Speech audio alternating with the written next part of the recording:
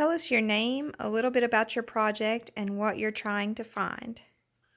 My name is Albert Michelson, and me and my colleague Edward Morley from Western Reserve University are using one of the labs over here at K School for Applied Sciences in Cleveland to test the relative motion of the Earth to the luminiferous ether.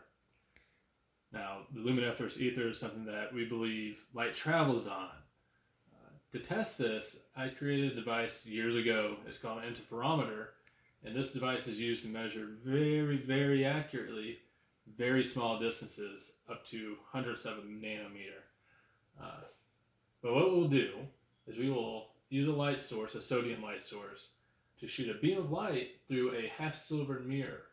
And in a perfect static situation, uh, these two beams will split in perpendicular directions and be equidistant apart. When they come back and combine and are received by the detector, there should be a constructive interference pattern showing that they are traveling at the same speed.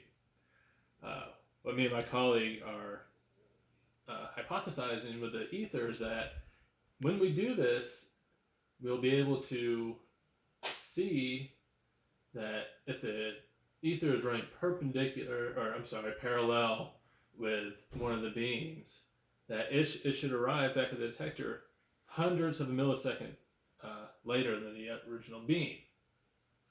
Now, there's a few things we had to do to kind of make this more precise.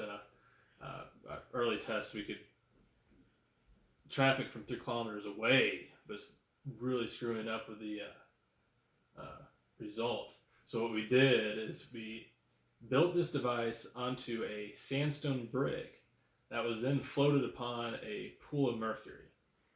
That reduces all the vibrations. And hopefully we'll get some good results out of this. Is there anything going on right now that you're excited about? Yes, actually,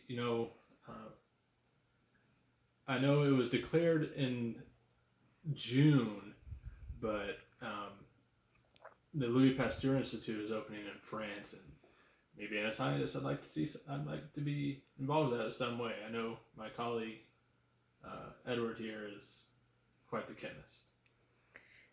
What impact do you think your project will have on the physics community?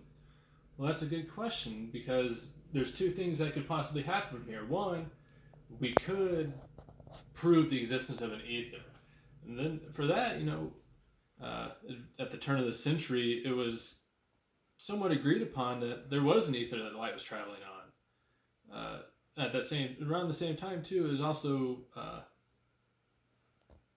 agreed upon in the community that light was a wave. And to reference a good reference for that is if you think of a pond and you throw a stone in, there'll be waves, and the medium those waves are traveling on is water. For light, though, we don't really have a clear answer. This is just a hypothesis, the ether.